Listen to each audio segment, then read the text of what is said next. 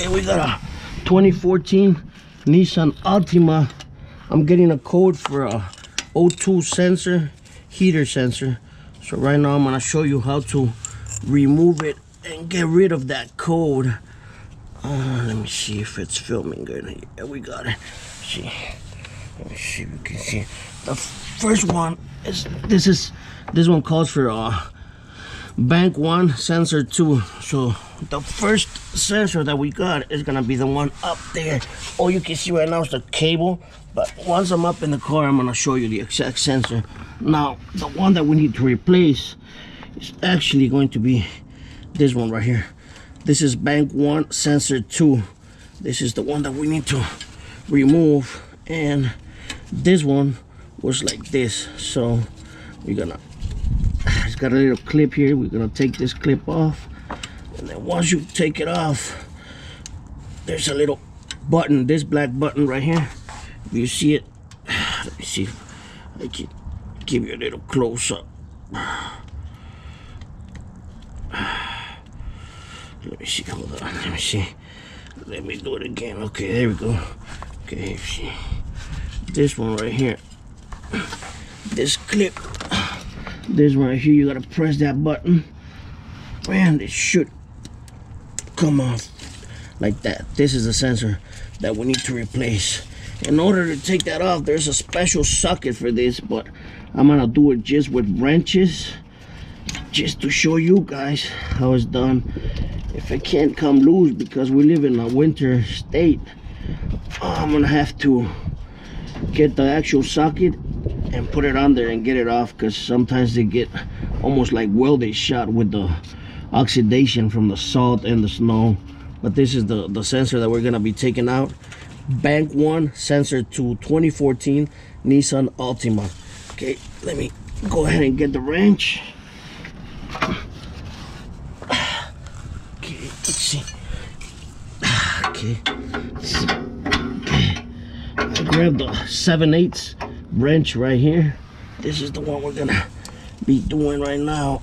Let's see if you can't get it on there like this. No problem. Okay, sometimes, like I said, see how tight it is? Super, super tight. So what I end up doing is cutting this connector off, because it's not gonna fit through the loop right here with the wrench. So let me see right here where I can't do. It's not going through, so it's okay. We do it like this. Put it in there. Make sure it goes in good. Try to grab it. Okay, let me see if I can get it on there first. Come on. Okay. Okay, let's see. Let's see this one. Okay. Okay. Hold on. Okay.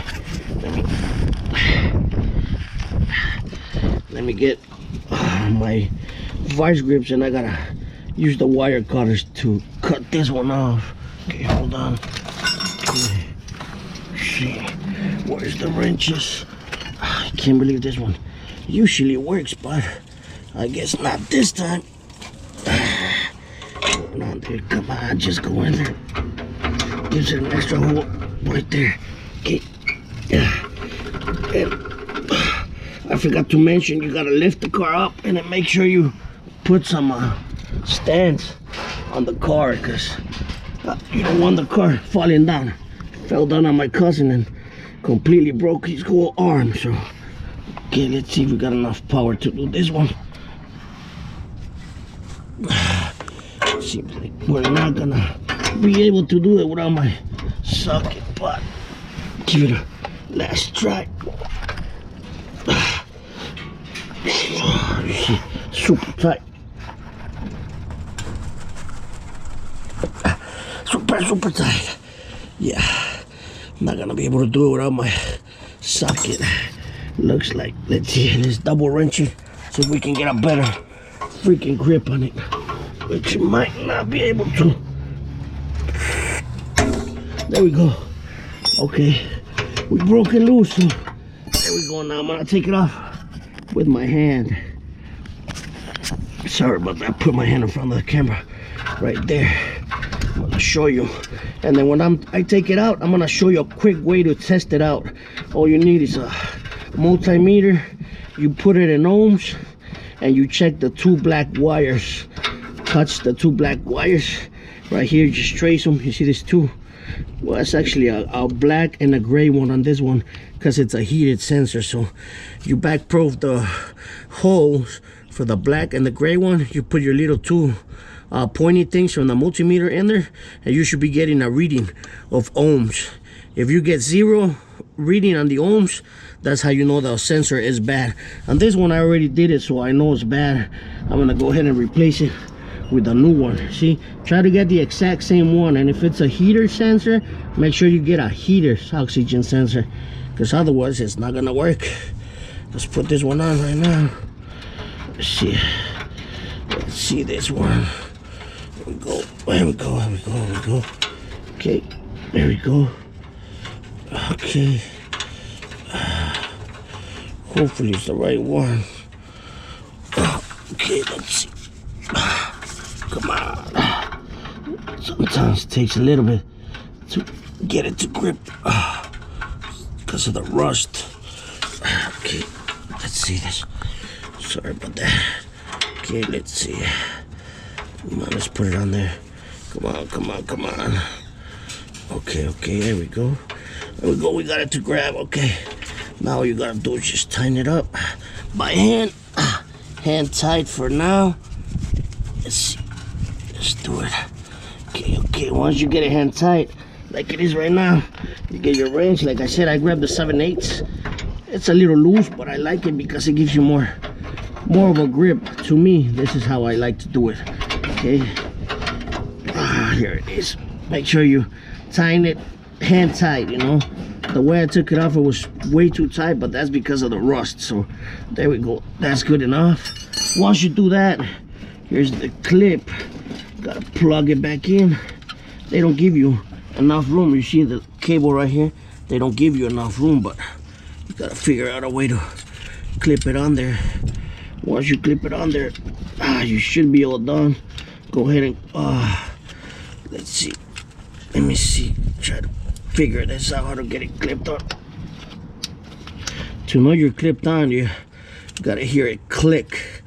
You gotta hear it click, and then once you hear that, you try to pull on the cable to make sure it doesn't come off.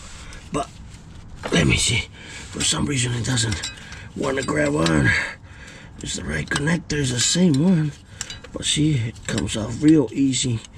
Why is it doing that? Let me see. Let's see if I can get both my hands in there. Probably not.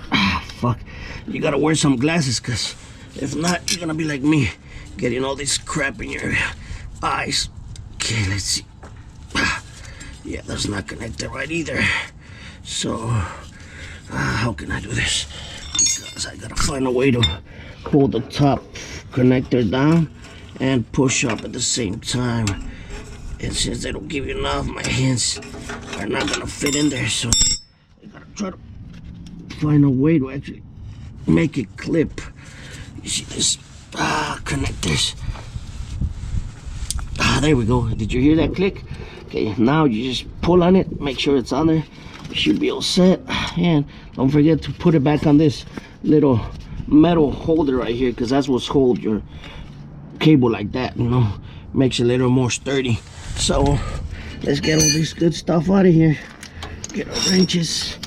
Here's the old one. Okay, let's go. Like I said, that's bank 1, sensor 2. Okay, so let's see. Let's see this one. Okay, here's the other sensor that I was showing you. I'll show you my orange glove right here. You can see this right here. This is gonna be the cable right here. You can see it. See this right here? This is the connector. So this is the first one, bank 1, sensor 1 is gonna be on the top. You can't really see it in there, but this is the one that is bank 1 sensor 1, and the one we replace is bank 1 sensor 2. So we're gonna go ahead and go inside, turn the car on, and put the code reader, erase the code, and see if it went away. Okay, now we're inside the car. This is the code reader. I bought this from AutoZone, but you don't have to buy it. I bought it because I use it a lot on the cars that I fix, that I work on.